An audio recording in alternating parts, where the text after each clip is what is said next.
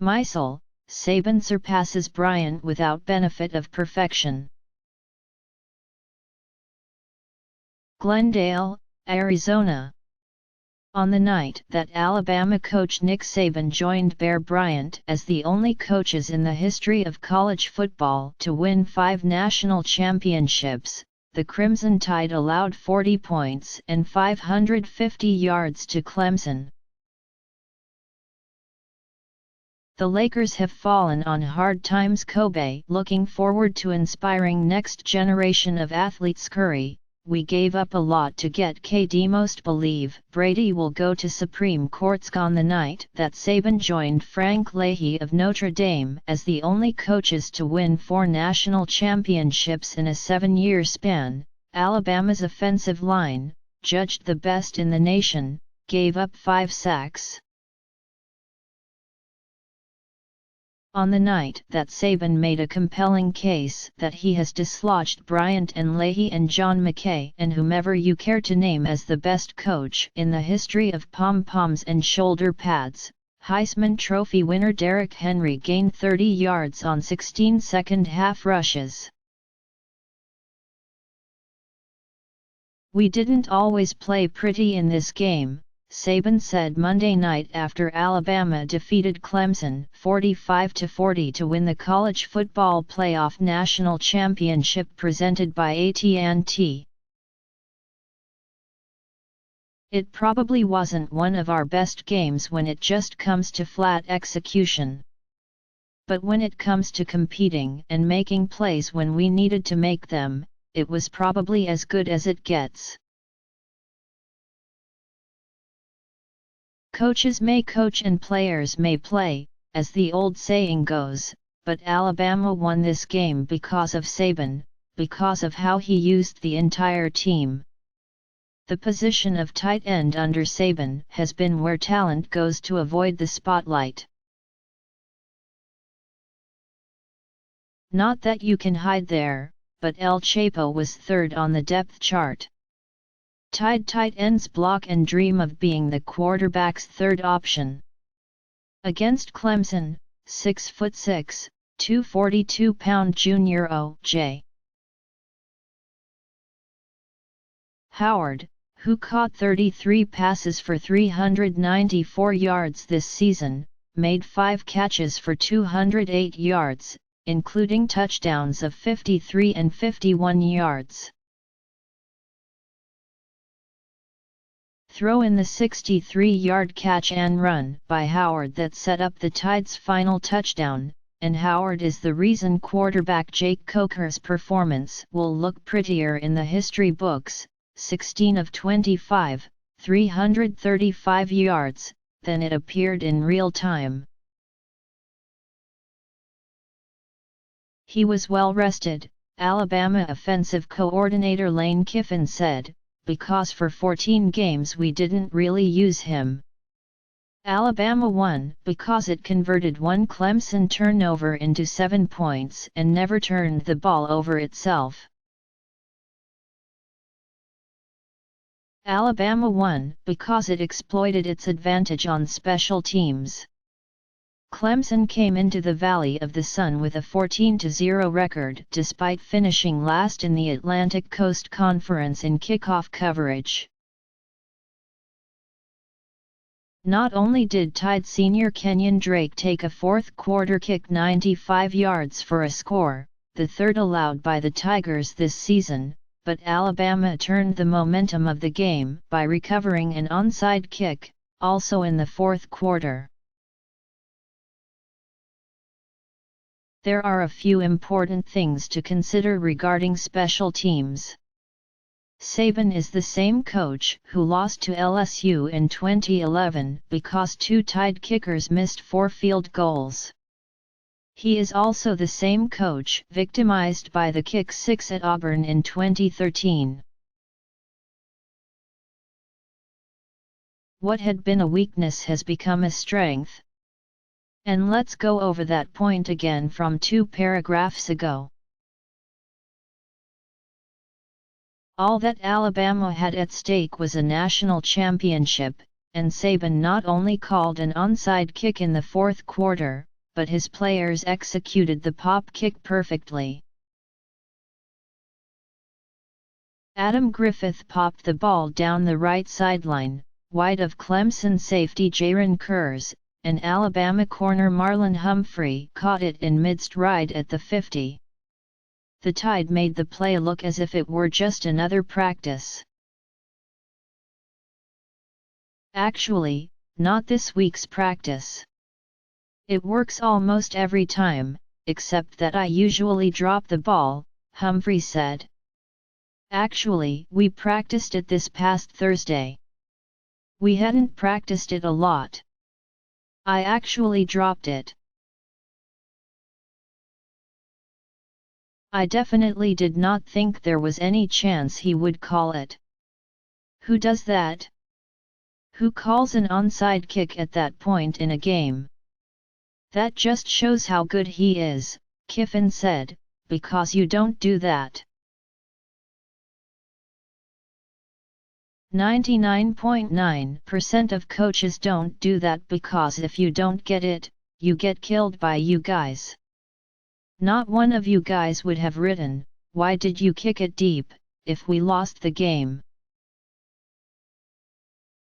But if he doesn't get that, every one of you would have written about it.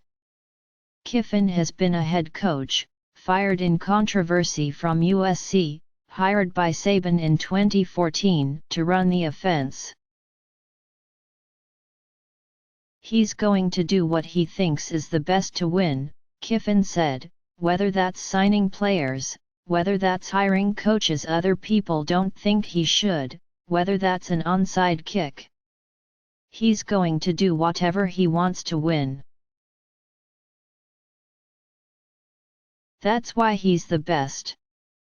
To coin a phrase, Saban brought his own guts. He didn't see it as such. I had confidence in the players. I trusted them, that they would go out and execute it and do it, he said. I mean, if we didn't get it, they'd have got the ball on the 45 or 50-yard line, so it's not really like it would have been the end of the world.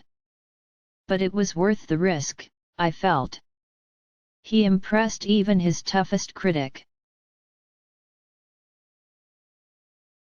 Because it worked, I thought it was brilliant, said Saban's wife, Terry, doubling over with laughter. Nick always says, the outhouse or the White House. Ah, yes, the White House. In Barack Obama's 8 years, he will have welcomed Saban and the Crimson Tide 4 times, and the rest of college football 4 times. Alabama Athletic Director Bill Battle put it simply. It shows you how good a coach Nick Saban is, Battle said on the field after the game. That's unprecedented in this modern era, in this competitive environment. So let's go there. Battle played for Bryant. He got fired as Tennessee head coach because going 58-16-776 against everybody else didn't make up for going 1-6, 143 against Bryant. 4 decades later, he is surfing the Saban wave. I think Coach Bryant is the greatest of his era, Battle said. I think Coach Saban is the greatest of his era. I think they'd both be proud of each other. And if they had to play each other, I don't know who I'd bet on. There is no cult of personality surrounding Saban the way there was in Bryant's final years, when he swaddled his competitive core in a warmer, grandfatherly appearance. Among Alabama fans, Bryant is remembered as much for the South Central Bell ad in which he pined for his late mother, "Have you called your mama today? I sure wish I could call mine." As for the brutality of his early coaching days at Texas A&M, Saban is a grandfather now, too.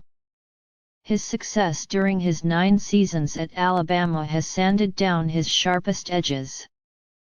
That may be confidence, or it could be perspective. He has given no indication that he is slowing down, and he has repeated ad nauseum that he is no longer interested in the NFL. Strength coach Scott Cochran has been with Saban going back to his days at LSU. Cochran turned down the chance to go to Georgia with his close friend Kirby Smart in part because of what he sees in his boss.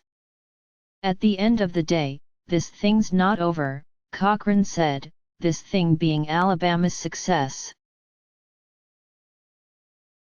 There's hints of Coach being really good right now. There are hints of him being in his prime. Such as the energy, the attention to detail. I don't know how he has the energy. How does he do it? I really don't know, because I've never seen the man yawn. I've even faked a yawn in front of him. You know how you can get somebody to yawn? Nothing. Nothing. Saban was asked about his legacy Monday night, and he tried to answer the question because he wanted to be nice. You could see the joy in his countenance, more so than in past years, perhaps because he has so enjoyed coaching this team. He has said so over and over in the last weeks of this season. He told a story he has told many times, about losing his first game at Michigan State in 1995, 50-10 to Nebraska, the defending national champion. When he shook hands with Tom Osborne after the game, Osborne told him, "You're not as bad as you think." So I learned a lesson that day, Saban said, and you know, as long as you do this, it's always about your next play. It's always about the next game. One thing is for sure, the next national championship will tie Saban with Bryant. In Bears era, you could win a national championship before the bowls. You could win it before integration, before you had to play 8 SEC games and the championship game, before scholarship limits prevented the Alabamas of the world from signing good players to keep from playing against them. You could win it before television money allowed every SEC school to enter the college football arms race.